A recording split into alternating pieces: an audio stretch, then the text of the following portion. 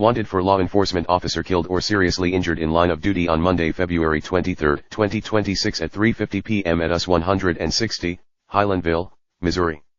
Suspect 1, Richard Dean Bird is a white, male, age 45, 5 feet 6 inches tall, 145 pounds, with a bald head and brown eyes. Last seen wearing unknown clothing.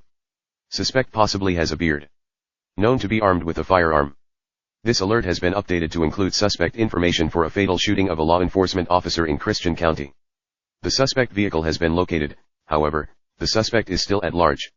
If located, contact your local law enforcement or call 911.